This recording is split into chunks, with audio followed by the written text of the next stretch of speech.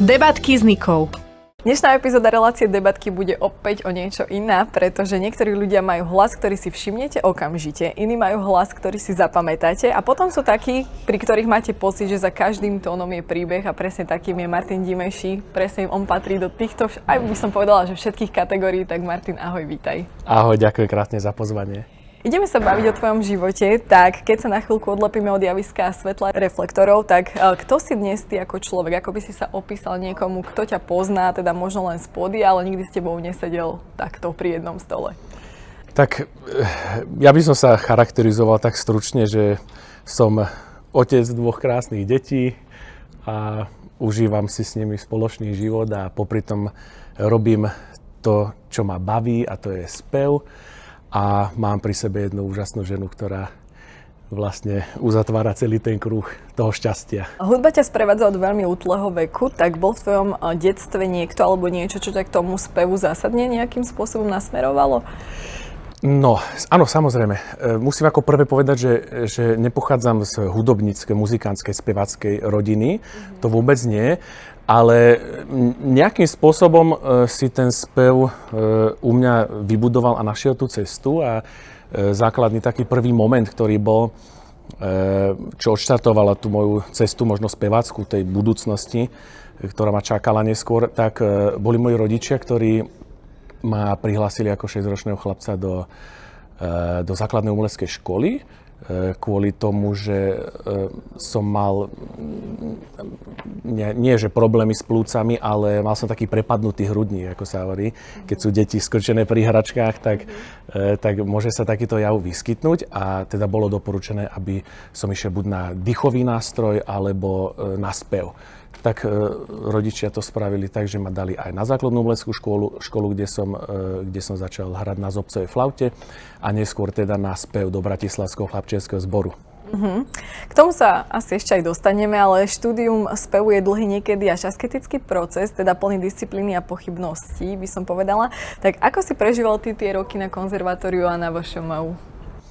No tak boli to krásne roky, krásne obdobie a presne tak, ako si spomenula, že aj môj pán profesor, už teraz nebohý Gurgen Ovsepian, nám študentom rozprával, že spevák sa učí spievať celú školu a plus celý život. Takže z toho vyplýva aj taká vec, že ten spevák si nikdy nemôže povedať, že teraz je to dobre, teraz je to najlepšie a už nie je kde sa posúvať. Vždy je tam ten priestor na to posúvanie. A tá škola mi teda priniesla tie technické základy spevu, ktoré som neskôr teda začal využívať aj na tých doskách, buď operných, alebo v tom populárnom speve. Pôsobil si dlhé roky ako solista opery Slovenského národného divadla, tak čo ti toto obdobie dalo nielen teda po tej profesionálnej, ale aj po ľudskej stránke? No, ja len by som chcel povedať, že nie, že som pôsobil, ale stále pôsobím ako operný spevák, solista. Už nie teda ako v internom zväzku pracovnom, ale stále pôsobím aj na doskách Slovenského národného divadla a Národného divadla Košice v rôznych teda operných a operetných postavách.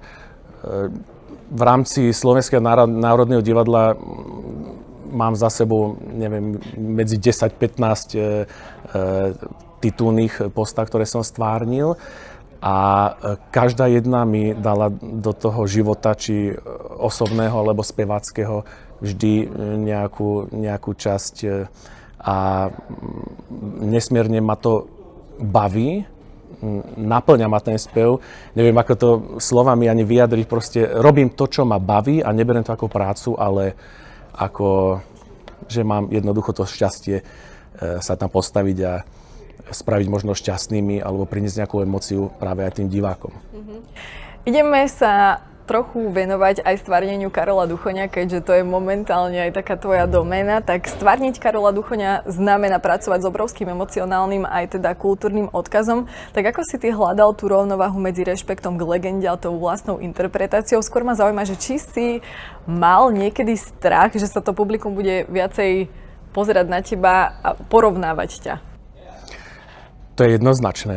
To musí byť každému interpretovi jasné, že pokiaľ ide do takéto veľkej výzvy, lebo bola to pre mňa samozrejme veľká výzva, pustiť sa do tohto projektu, lebo ten spevák, samozrejme vždy interpretujú teda tí speváci veľké osobnosti, tak ako bol Karol Duchoň. A je to nesmierna zodpovednosť, pretože ten spevák raz nastavil nejakú latku a človek nesmie ísť príliš pod ňu.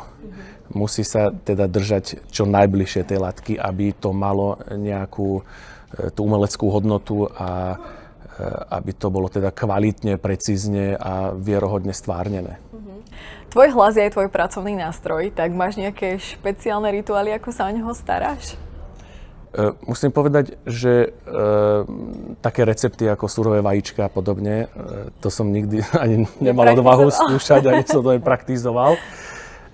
Ono je to osobitne proste na každom asi spevákovi individuálne zvlášť, lebo niektorí speváci môžu jesť zmrzlinu medzi výšlapmi proste, alebo ľadom si schladovať krk hlasivky.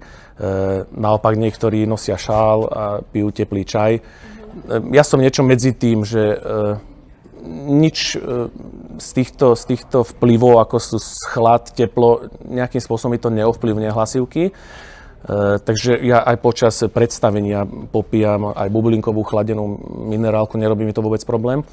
Ale čo je najdôležitejšie pre speváka je spánok. Keď je spánku málo, tak nie sú tóny. To sa to tak najviac asi odráža. Presne tak. A samozrejme celková pohoda, psychika, harmonický život a jednozrejme. Takže je tam strašne veľa veličín v tých vplyvoch, ktoré na tie hlasivky vplývajú.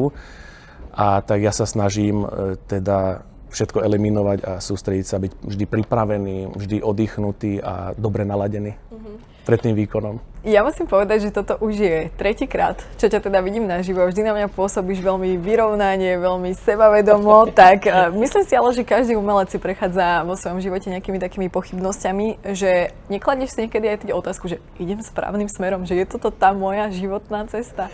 Túto otázku som si poslednýkrát kladol, keď som mal pred 30-kou a to som bol ešte člen zboru, operného zboru Slovenského národnom divadle.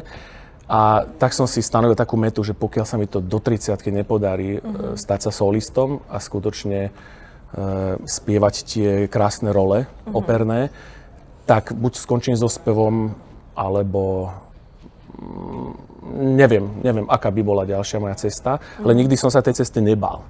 Lebo som taký aktívny človek a nikdy som sa toho nebal, nikdy som to neriešil, že čo bude, keď sa toto stane. Nie, no tak proste v život vždy niečo prinesie nové a v tom si treba nájsť to šťastie a tú krásu. A pardon, teraz som trošku uletel myšlienkou. Otázka bola presne Otázka bola, že či si kladieš tú otázku, že či ideš správnym smerom. Takže odpovedal si, že áno. Presne. A ja som o tom presvedčený, že idem presne tým správnym smerom, lebo presne to, ako spomínam, život ma postavil pred také rozhodnutie, alebo možno aj pred hotovú vec, že skončil som pôsobenie v Slovenskom národnom divadle ako člen súboru operného. No ale zároveň mi bolo ponúknuté toto nádherné dielo Na srdci mi hraj, muzikál o Karolovi Duchoňovi. Tak a to ma nesmierne naplňa. Proste tá hudba, to fluidum proste okolo Karola Duchoňa je to niečo úžasné a je mi veľkou cťou, že môžem nejakým spôsobom aj ten hudobný odkaz, ktorý tu nechal Karol Duchoň, aj v rámci nášho muzikálu Na srdci mi hraj, niesť ďalej. Takisto s Vladom Valovičom, s dirigentom Big Bandu Gustava Broma, ktorý sám spolupracoval s Karolom Duchoňom, aj nahrával tieto veci ako hudobný režisér, bol jeho kapelník a vynikajúci priateľ. No tak práve s týmto človekom my vlastne toto dielo tvoríme. Takže o to väčším potešením mi to je. Okrem iného teda žijeme vo veľmi rýchlej dobe, kde sa teda pozornosť meria sekundami, vidíme to aj na tých sociálnych sieťach jedno s druhým, tak akú rolu má podľa teba dnes opera a tá klasická hudba, živé umenie ako také? Že myslíš si, že je potom stále taký dopyt, ako bol možno kedysi? Alebo ako sa dá v tomto žánri zaujať to publikum? Ja si myslím, že ten dopyt je, ale musíme rozlišovať, že kde, v akom prostredí, napríklad v rámci Strednej Európy, už len Česká republika je tam ten záujem trošku väčší, musím povedať. Ma to veľmi mrzí, že také niečo musím povedať, lebo aj Slováci majú tie korene v tomto žánri. Máme vynikajúcich skladateľov, kompozerov, ktorí napísali nádherné opery. Teda v Čechách je viac, teda bolo, hej. Ale nakoľko to opera vznikla v Taliansku, a tam predsa je úplne iný ten okruh tých divákov a fanúšikov tohto umenia. Ale ja pevne verím, že opera nezanikne, opera tu bude s nami stále ďalej a pevne verím, že bude stále pokračovať ďalej aj tá operná škola, lebo to je veľmi dôležité, lebo inak spievali speváci pred 50 rokmi, inak spievajú teraz. Tak ja som zvedavý, ako to bude vyzerať do tých 50 rokov, neviem teda, či sa ešte to dožijem. Tak to myslím, že viacej, možno nie, ale tak ale bude to, bude to, myslím, že celkom zaujímavé. A ja si myslím, že ten žáner tu ostane, ale bolo by dobre trošku možno viac pozornosti mu venovať a už začať možno pri tých malých deťoch, aby k tomu získavali vzťah, buď rôznymi koncertmi výchovnými, alebo opernými predstaveniami pre deti. Napríklad aj Slovenské národné divadlo robilo také skrátené verzie veľkých opier, ktoré boli také interaktívne, že sa tam aj deti zapájali do toho celého predstavenia. A možno toto je ten smer, ktorý by mal vychovávať tých ľudí už od toho mladého veku. Takže ja želám opere len to najlepšie a čo najviac rokov. No a teda na záver, keď sa pozrieš dopredu, a teda nie na najbližší koncert, ale tak o niekoľko rokov dopredu, tak čo by si želala, aby o tebe ľudia povedali? No, to nie je veľmi ľahká otázka. No takto, ja neviem, ako ma vnímajú ľudia. Ja seba vnímam inak ako samozrejme ľudia mňa, ale ja sa snažím to umenie robiť s pokorou, s úctou a čo najlepšie je vždy možné pokiaľ sú teda tie dispozície na to, ale snažím sa, aby som bol vždy disponovaný na tie vystúpenia, na tie koncerty. Tak ja pevne verím, že diváci odchádzajú aj z našich predstavení alebo z koncertov plný dobrých pocitov a emócií a ja si želám, aby to trvalo čo najdlhšie a budem robiť všetko preto, aby vždy tí ľudia spokojní odchádzali. Tak minimálne jedného spokojného diváka tu máš, vedľa teba sedí a naozaj som si veľmi užila, na srdci mi hrá ako muzikál. Takže ja ti želám všetko dobré, želám ti, aby sme sa ešte veľakrát stretli a pokecali ešte aj o iných veciach ako tých, ktoré mám pripravené. A teda nech sa ti darí aj v tvojej ďalšej kariére a budem sa tešiť na budúce. Veľmi rád, bolo mi veľkým potešením a ďakujem ešte raz za pozvanie. Debatky s Nikou.